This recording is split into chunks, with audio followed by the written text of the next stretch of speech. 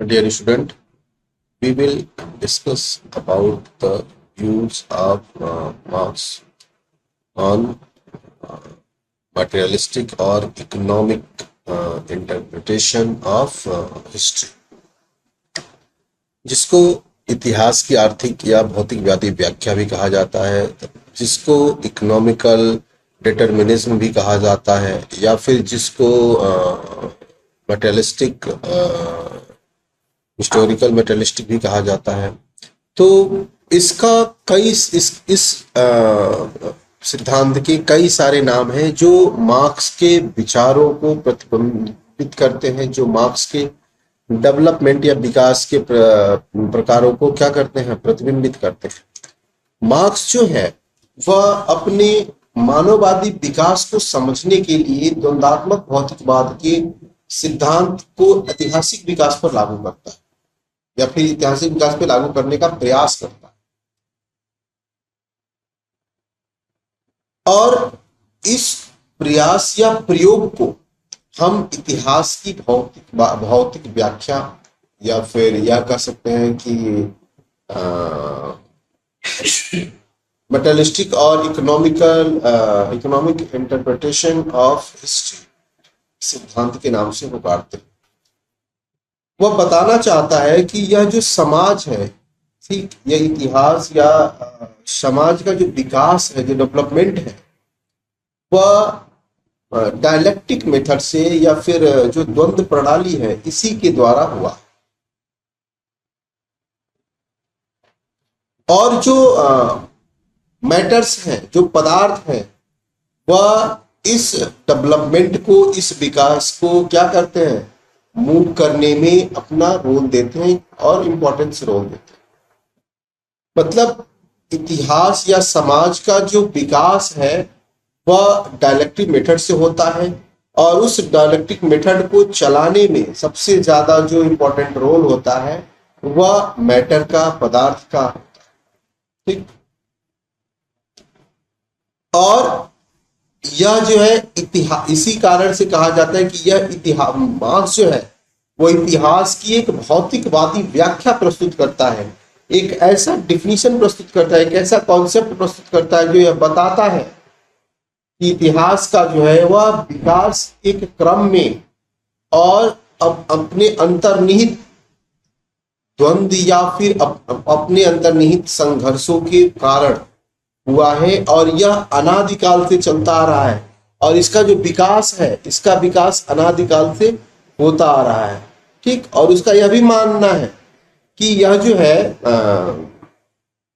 किसी जो कोई ऐसी सीधी रेखा नहीं है कि एक लाइन में सीधे जो है हम उसका डेवलपमेंट दिखा दें कि ऐसे ग्राफ के रूप में कि यहां से यहां आ गया, यहां से यहां आ गया, यहां से यहां आ गया, नहीं। वह कहता है कि ना कोई इसका एक सीधे इसकी एक सीधी रेखा है या ग्राफ है और न ही इसका कोई इस जो है डिवाइन मेथड है। मतलब कोई ऐसा ईश्वरीय कारक भी नहीं है, ऐसा कोई ईश्वरीय कारण भी नहीं है जो या जिससे प्रेरणा लेके, जिससे जो प्रेरक के रूप में काम करता है, जो उसको पुश करने का काम करता है और इतिहास का परिवर्तन होता जाता है, नहीं।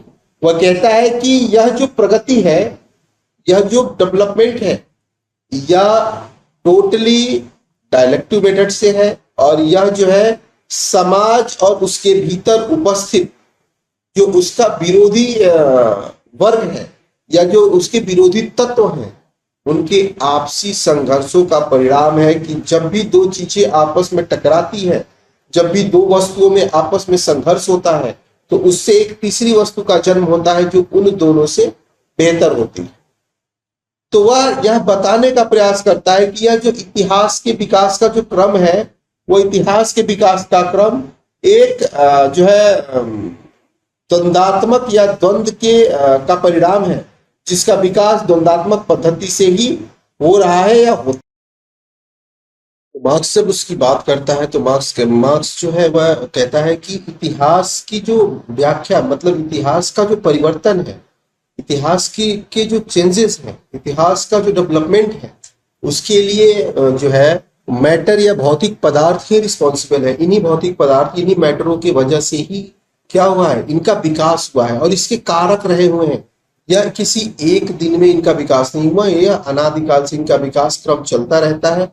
और यह जो विकास क्रम है वह सिर्फ और सिर्फ इसके लिए जो रिस्पॉन्सिबल रीजन है, इसके लिए जो रिस्पॉन्सिबल चीजें हैं, उसमें सबसे जो आवश्यक है या सबसे जरूरी है वह आर्थिक साधन ही है। आर्थिक साधनों के आधार पे ही, आर्थिक साधनों के कारण ही, मार्क्स कहता है कि आर्थिक साधनों के कारण ही एक समाज से दूसरे समाज में परिवर्तन होता है। वह कहता है कि व्यक्ति जो मानव जो है वह हर स्टेज पर, हर सिचुएशन में अलग अलग के आर्थिक साधनों का चयन करता है, प्रयोग करता है और उन आर्थिक साधनों के आधार पे उसके जो है उसका जो सामाजिक स्तर है या फिर उसका जो सामाजिक व्यवस्था है वह परिवर्तित हो जाती है। इस तरह मार्क्स जो है वह उत्पादन पद्धति को जो है, या उत्पादन पद्धति या आर्थिक साधन जो है, हमारे जो रिसोर्सेज हैं, हमारे जो डेवलपमेंट के जो इकोनॉमिकल रिसोर्सेज हैं, वह हमारे सोशल सिस्टम को डिसाइड करते हैं कि हमारा जो सोशल सिस्टम होगा, हमारी जो सामाजिक व्यवस्था होगी वह किस तरह से होगी।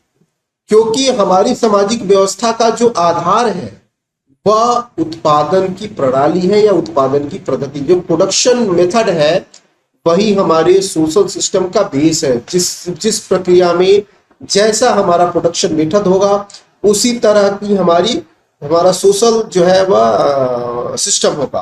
क्योंकि सोशल सिस्टम और जो प्रोडक्शन मेथड है यह दोनों एक दूसरे से कोरिलेट है। या अगर उत्पादन के साधनों में परिवर्तन होगा तो हमारा क्या नाम है, हमारी सामाजिक व्यवस्था में भी परिवर्तन हो जाएगा। अगर उत्पादन के साधन, अगर हमारे जो प्रोडक्शन मेथड है अगर वह चेंज होता है तो इसका मतलब है कि हमारा जो सोशल स्टेटस है या सोशल सिस्टम है वह भी चेंज हो जाएगा।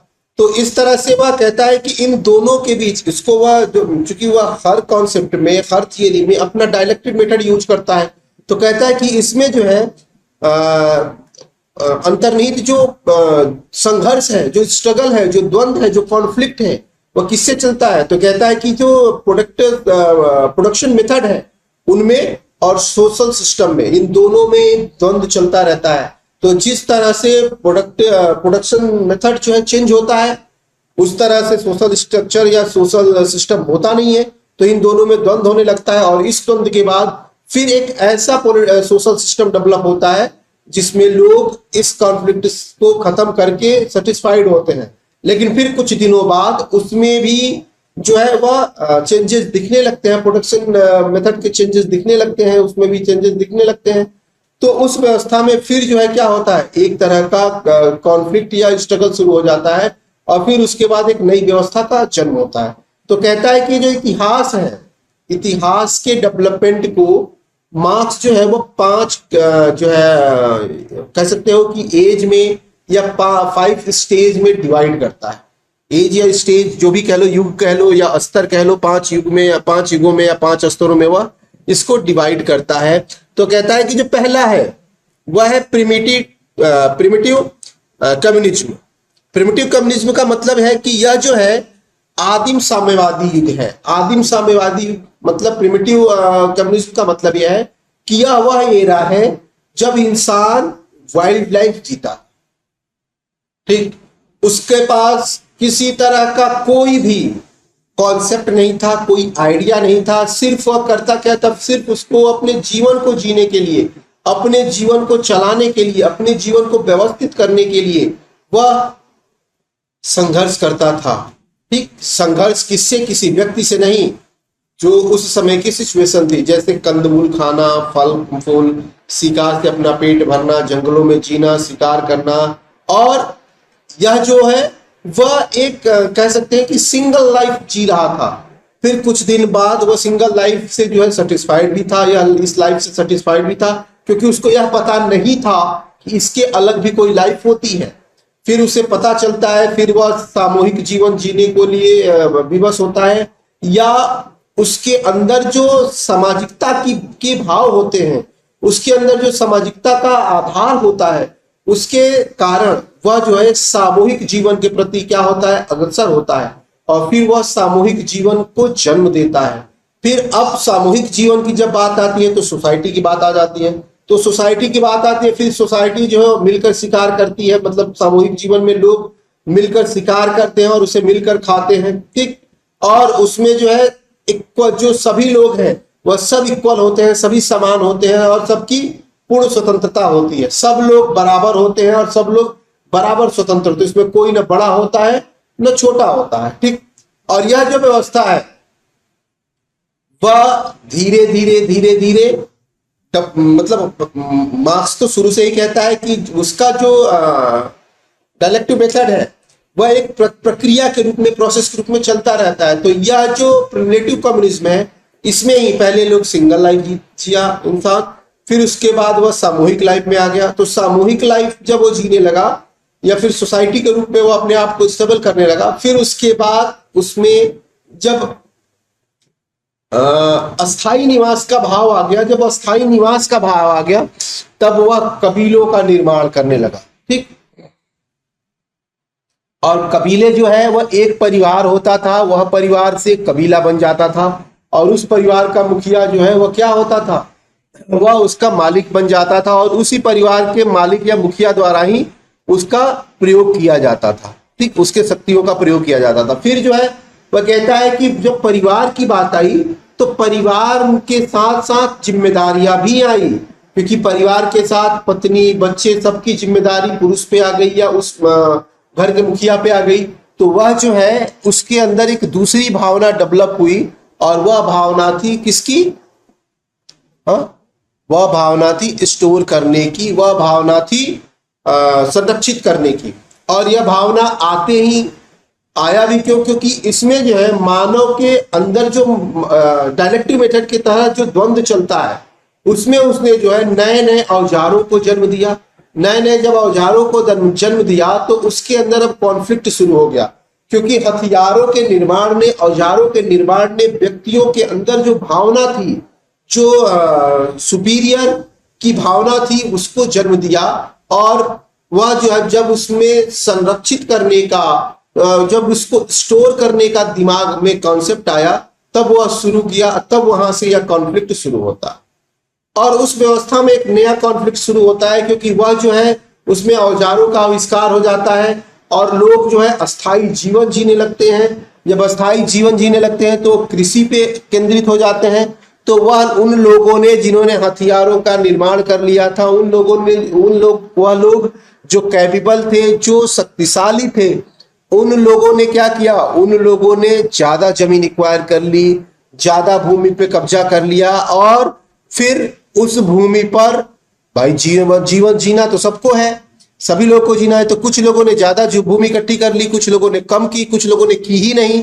तो वह लोग जो स्टोर नहीं कर पाए, वह लोग जिनके पास कोई लैंड नहीं थी, वह लोग जो लैंड को एक्वायर नहीं कर पाए, अब वह करते क्या, क्योंकि अब तो जो है वाइल्ड लाइफ खत्म हो चुका था, जो जंगली जीवन था वो खत्म हो चुका था। तो अब एक अस्थाई निवास था, सबका अपना घर हो गया था, घर में रहने लगे थे, परिवारों के साथ रहने लगे थे। तो करते क्या, तो यहां से जो है वहां से एक नया क्रम शुरू हो गया और वह जो है मजदूरों का था, जो लेबरों का क्रम था, ठीक। अब यहां से एक दूसरा स्टेज शुरू होता है जो लेबर का था, और वह लोग जिन्होंने लैंड को या फिर जिन्होंने लैंड को एक्वायर कर लिया या फिर जिन्होंने अपने कल के लिए सब कुछ संरक्षित कर लिया, स्टोर कर लिया। और कुछ ऐसे भी लोग थे जिन्होंने न लैंड एक्वायर किया न अपने भविष्य के लिए कुछ संरक्षित किया। तो जिन लोगों ने संरक्षित किया वह रूलर या मालिक की तरह बिहेव करने लगे, और जिन लोगों के पास कुछ नहीं था, जिन लोगों ने कुछ भी एक्वायर नहीं किया, कुछ भी जो है संरक्षित नहीं किया, उन लोगों का बिहेव जो है स्लेब या मजदूर की तरह, लेबर की तरह होने लगा। तो अब यहाँ पे एक दो वर्ग जो है अंतर, इस सामाजिक अंतर्द्वंदता के करते अब दो वर्ग बन के पैदा हो गए। वो दो वर्ग कौन कौन से थे, एक जो है मालिक या स्वामी या रूलर, और दूसरा जो है वह दास, स्लैब या फिर मजदूर या लेबर। तो दूसरा जो स्टेज शुरू होता है उसे मार्क्स जो है वह क्या कहता है, वह उसे स्लैब युग कहता है, स्लैब एज कहता है, या फिर स्लैब सोसाइटी कहता है। दास जो है दास युग, या फिर कह लो कि दास दास की दास मतलब उसकी सामाजिक व्यवस्था, दासीय सामाजिक व्यवस्था इसको हिंदी में, या स्लैब एरा या स्लैब एज कह सकते हो आप सब। वह कहता है कि जो पहली व्यवस्था थी, जिसको जो है वह प्राथमिक साम्यवादी व्यवस्था कहता है, या प्रारंभिक साम्यवादी व्यवस्था कहता है, या आदिम साम्यवादी व्यवस्था कहता है। इस व्यवस्था के बाद जो यह व्यवस्था डेवलप हुई, जिसको स्लैब एरा कहता है, तो यह जो है कृषि पे आधारित थी, और यहां से जो है इंडिविजुअल प्रॉपर्टी को यह जन्म देती है। क्योंकि वहां से जब लैंड पे लोगों ने कब्जा कर लिया, तो जिन लोगों ने लैंड पे कब्जा कर लिया वह उनकी अपनी प्राइवेट प्रॉपर्टी हो गई, और उस प्राइवेट प्रॉपर्टी को वह अपने हिसाब से यूज करने लगे। और कुछ लोग जिन्होंने अपनी कोई प्रॉपर्टी एक्वायर नहीं की, कुछ लोग जिन्होंने अपनी कोई संपत्ति एक्वायर नहीं की, कुछ भी संपत्ति इकट्ठा नहीं किया, वह लोग उन लैंडलॉर्डों के पास, उन जो है लैंड ओनरों के पास as a slave, as a दास, एज अ लेबर काम करने लगे। तो यह जो एरा है, यह जो है डिवीजन ऑफ लेबर का एरा है, यह जो है प्राइवेट प्रॉपर्टी का एरा है, और यह जो है सुपीरियर और इंफीरियर का भी एरा है। क्योंकि जिन लोगों के पास संपत्ति थी, जिन लोगों के पास पूंजी थी, जिन लोगों ने लैंड एक्वायर कर लिया था, जो लोग कृषि से अन्न उत्पन्न करने लगे और अन्न को अपने जो है अपने माध्यम से यूज करने लगे, वह लोग रूलर और लैंडलॉर्ड बन के रह गए। और जिनके पास कुछ भी नहीं था, ठीक, जिनके पास सिर्फ शारीरिक श्रम था, सिर्फ लेबर था, वह सारे लोग जो है वह स्लैब या दास बन के रहने लगे। क्योंकि उनके पास, दासों के पास कोई अधिकार नहीं था, उनके पास न जमीन था, न उनके पास घर था, कुछ भी नहीं था, न जानवर थे, कुछ भी नहीं था। उनके पास सिर्फ एक चीज थी, वह था उनका श्रम या लेबर। वह उस श्रम या लेबर के दम पे ही अपना काम करते थे, और उसी श्रम या लेबर के दम पे अपने अस्तित्व को बचाए थे, अपने परिवार को बचाए हुए थे, अपनी सत्ता बचाए हुए थे। मार्क्स कहता है कि यह जो द्वंद्व था, यह जो द्वंद्व है, यह शुरू हो गया था। और मालिकों को जो स्लैब एरा है, इसमें जो रूलर थे या मालिक थे या लैंडलॉर्ड थे, उनको इस बात का दम्भ था कि वह सुपीरियर है, और जो स्लैब दास है वह क्या है, उनके गुलाम है, या फिर वो स्लैब है, क्योंकि मजदूर दासों की तरह होते थे। लेकिन एक चीज नोटिस करने वाली है कि मालिकों की संख्या कम थी, कम लोग थे जिन्होंने लैंड को एक्वायर किया था, क्योंकि लैंड पे कम ही लोगों का कब्जा था। लेकिन जो स्लैब जो है वह ज्यादा संख्या में थे, ठीक, ज्यादा संख्या में थे, और इनकी संख्या ज्यादा थी। तो इनको यह डर रहता था कि कहीं वह विद्रोह करके हमें खत्म न कर दे, कहीं वह विद्रोह करके हमारे खिलाफ जो है वह षड्यंत्र रख के वह क्या करे, उन्होंने वह जो है इस हमारे अधिकारों को छीन न ले, हमारी संपत्ति को छीन न ले। तो इस डर से उन्होंने उनके शारीरिक श्रम को, उनके जो है उनके बल को, उनकी शक्ति को नियंत्रित करने के लिए राज्य सत्ता का क्या किया, इन्होंने राज्य सत्ता को जन्म दिया। मतलब यह जो संपत्तिशाली लोग थे, या जो लैंडलॉर्ड थे, या जो जिन्होंने ज्यादा लैंड एक्वायर किया था, या फिर जो कैपिटलिस्ट थे, इन लोगों ने अपनी सत्ता को बचाए रखने के लिए एक जो राज सत्ता है, जो पॉलिटिकल पावर है, इसको जन्म दिया। और इस कॉन्फ्लिक्ट में, इस डर में, इस संघर्ष के बाद एक तीसरे तरह का स्टेज या तीसरे तरह का युग शुरू होता है, जिसको जो है वह सामंती युग कहता है। सामंती युग जो है, ये फ्यूडल जो सोसाइटी है, या सामंती युग जो है, ये इसमें जो है अब कई सारे जो है जो संपत्तिशाली थे, जो भूमि, जो लैंडलॉर्ड थे, वह लोग जो है वह अपने सुरक्षा के लिए मिलिट्री रखना शुरू कर दिए, और वह मिलिट्री रखने लगे, और धीरे धीरे वह जो है एक फ्यूडल की तरह, एक सामंत की तरह, एक छोटे राजा की तरह बिहेव करने लगे, ठीक। और यह अब अपनी संपत्ति को बढ़ाने का प्रयास करने लगे, और अपनी संपत्ति को बढ़ाने का प्रयास किससे करने लगे, तो वह जो संपत्ति बढ़ाने का प्रयास है वह करने लगे वह दूसरे जो फ्यूडल थे, दूसरे जो सामंत थे, अब उनके साथ इनका युद्ध होने लगा।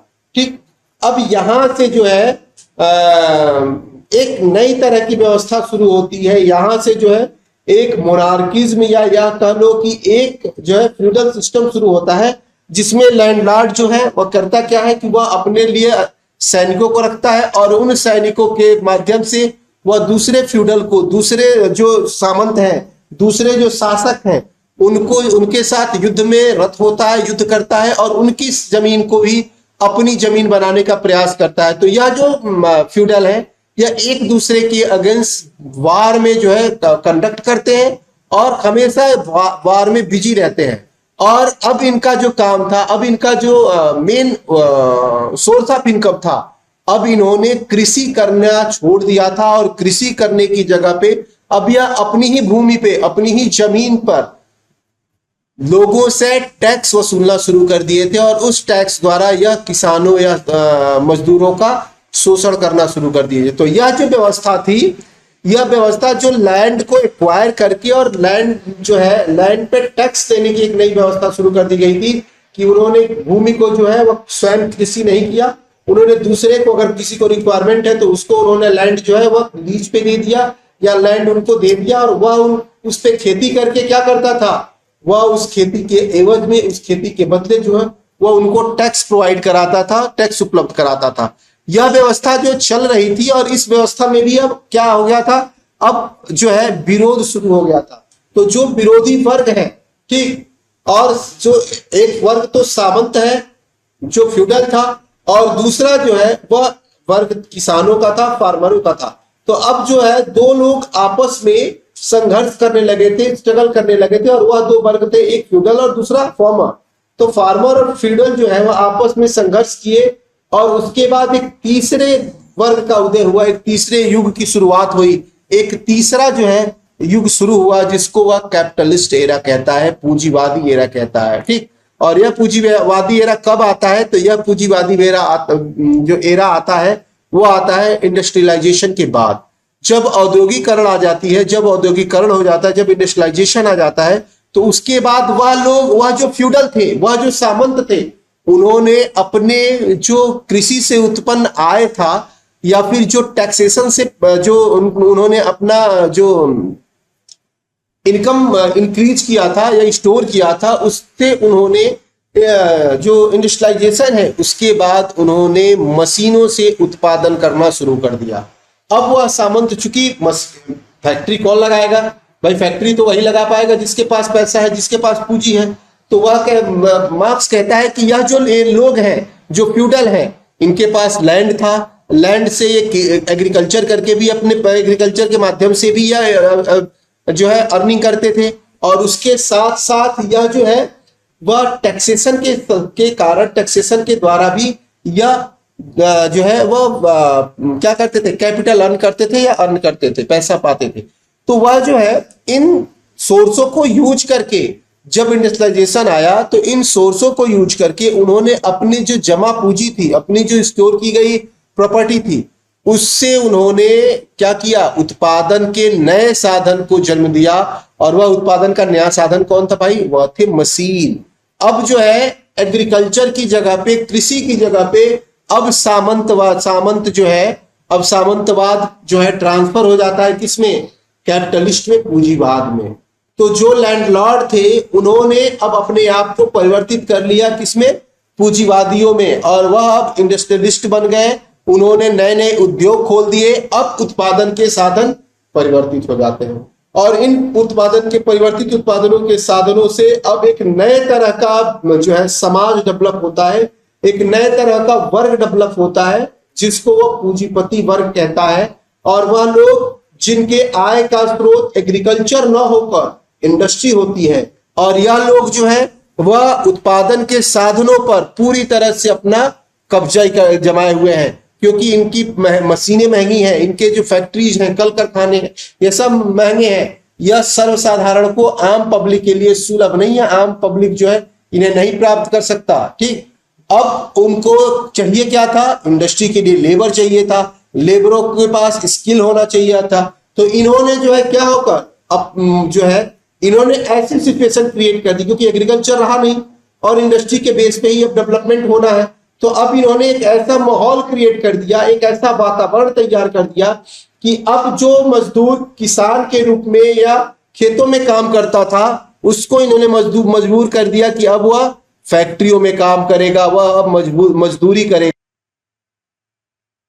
मजदूरी करेगा और मजदूरी से ही वह अपने आय को, वह अपने जीवन को, अपने जीवन यापन को और अपने आय को प्राप्त करेगा। तो यह जो एरा है, यह जो यह जो पूंजीपति युग है, यह जो कैपिटलिस्ट एरा है, इस एरा में कैपिटल जो है वह बेस हो गया डेवलपमेंट का। पहले लैंड था, लैंड के आधार पे डिसाइड हो रहा था, अब जो है लैंड की जगह कैपिटल और पूंजी ने ले लिया। और यह जो पूंजीपति वर्ग है यह अब जो है फैक्ट्रियों के माध्यम से, कंपनियों के माध्यम से, इंडस्ट्री के माध्यम से अपना इनकम करने लगे। और दूसरा जो वर्ग था वह मजदूरी करने लगा, लेबर का काम करने लगा। और इस तरह अब जो है दो तरह का वर्ग डेवलप हुआ। और एक जिसे मार्क्स कहता है कि एक जो है जो बुर्जुआ क्लास है और दूसरा जो है वह प्रोलेटरिएट है। तो बुर्जुआ क्लास जिसके पास संपत्ति के सारे साधन उपलब्ध हैं, और दूसरा जो है दूसरा जो क्लास है वह प्रोलेटरिएट है। प्रोलेटरिएट के पास संपत्ति के साधन नहीं है, उनके पास सिर्फ और सिर्फ एक ही हथियार है, एक ही उनकी एक ही विशेषता है, वह उनका लेबर, उनका श्रम। और इस श्रम के द्वारा ही वह अपने लिए संपत्ति या पूंजी पा सकते हैं या इकट्ठा कर सकते हैं। फिर जो है पूंजीपतियों ने अब मजदूरों का शोषण शुरू कर दिया। अब इसमें भी दो वर्ग हो गए, एक पूंजीपति वर्ग और दूसरा जो है वह प्रोलेटरिएट या फिर डिप्रेस क्लास या लेबर क्लास। तो यह जो डिप्रेस या लेबर क्लास है, अब इसमें और पूंजीपति वर्ग में एक तरह का कॉन्फ्लिक्ट शुरू हो गया, एक तरह का स्ट्रगल शुरू हो गया। और इस स्ट्रगल का जो परिणाम था, जो कि वो कहता है ना कि डायलेक्टिव मेथड से ही डेवलपमेंट होता है, तो इस जो कॉन्फ्लिक्ट का जो परिणाम था उससे एक तीसरे तरह की जो है व्यवस्था जन्म ली, एक तीसरे तरह का युग शुरू हुआ जिससे वह कम्युनिज्म एरा कहता है, साम्यवादी युग कहता है। वह कहता है कि यह जो कैपिटलिस्ट एरा है, जो पूंजीवादी व्यवस्था है, वह पूरी तरह से प्रोलेटरिएट के एक्सप्लॉइटेशन पे बेस्ड है। वह जो है कहता है कि यह जो कैपिटलिस्ट एरा है इसका सिर्फ एक ही बेस है, एक ही आधार है, और वह है प्रोलेटरिएट का एक्सप्लॉइटेशन, शोषण। तो कहता है कि यह जो शोषण का विचार था, इस शोषण ने पूंजीपति वर्ग के विरुद्ध मजदूरों को एक कर दिया, लेबर को एक कर दिया। और शोषण जब चरम सीमा पे पहुंचा तो मजदूरों ने अपने आइडेंटिटी के लिए, अपने अस्तित्व के खतरों को ध्यान में रखकर क्या कर दिया, उस कैपिटलिस्टों के खिलाफ, उन पूंजीपतियों के खिलाफ आंदोलन छेड़ दी, मुहिम छेड़ दिया, बगावत कर दिया। एक जो है पूरी तरह से उनके जो है एक मुहिम चलाई, लोगों को जोड़ा और उसके खिलाफ एक पूरी तरह से रिवॉल्ट शुरू कर दिया। और इस रिवॉल्ट का जो मोटिव था वह यह था कि कैसे भी करके जो कैपिटलिस्ट क्लास है इसको जो है उखाड़ फेंकना है, इसको हटाना, इसका एबोलिश करना है। क्योंकि इसके बाद, इस व्यवस्था के बाद, इस एबोलिश करने के बाद, जिसको वह क्रांति कहता है, इस एबोलिश करने के बाद एक ऐसा समाज, एक ऐसी सोसाइटी डेवलप होगी जो कम्युनिज्म होगा, जो पूरी तरह से क्या होगा, एक क्लासलेस पार्टी वो होगी, जिसमें न क्लास होगा न स्टेट होगा, क्योंकि वह दोनों को शोषण का माध्यम मानता है। वह कहता है राज्य भी पूंजीपति वर्ग द्वारा बनाया गया एक शोषण का माध्यम है, जिसका मेन मोटिव क्या है कि प्रोलेटरिएट का मैक्सिमम शोषण करना। और इसी तरह वह क्लास को भी कहता है कि क्लास तो उन्होंने अपने हिसाब से डिसाइड किया है, क्योंकि उनके पास संपत्ति है, तो वह अपने आप को, जो प्रोलेटरिएट है, सर्वहारा वर्ग है, उससे ऊपर रखना चाहते थे। इसलिए उन्होंने अपने आप को एलीट क्लास के रूप में डिफाइन कर दिया और बाकी सबको लेबर क्लास के रूप में डिफाइन कर दिया। तो वह जो लास्ट एरा है, जो डेवलपमेंट का लास्ट एरा है, वह कहता है कि इसमें प्रोलेटरिएट की डिक्टेटरशिप लागू होगी, सर्वहारा का अधिनायकवाद होगा, और यह जो है एक रेगुलेशन के करते होगा, यह एक रिवॉल्ट होगा, जिससे पूरा पॉलिटिकल सिस्टम चेंज हो जाएगा। और कैपिटलिस्ट से जो दूसरी व्यवस्था डेवलप होगी वह क्या होगी, कम्युनिज्म एरा होगा, जिसमें सबका अधिकार होगा, जिसमें सारे लोग जो है वो इक्वल होंगे, और इसमें जो है न कोई क्लास होगा न कोई राज्य होगा। तो इस तरह से जो मार्क्स ने अपने जो है डायलेक्टिव मेथड से यह बताने का प्रयास किया है कि यह समाज जो है एक प्रक्रिया द्वारा अनवरत जो है डेवलपमेंट करता रहता है, और यह जो डायलेक्टिव मेथड है वही इसके लिए रिस्पॉन्सिबल है, और यह विकास चलता रहेगा। होप सो आप लोगों को समझ में आया हो। थैंक यू, मिलते हैं फिर अगले लेक्चर में।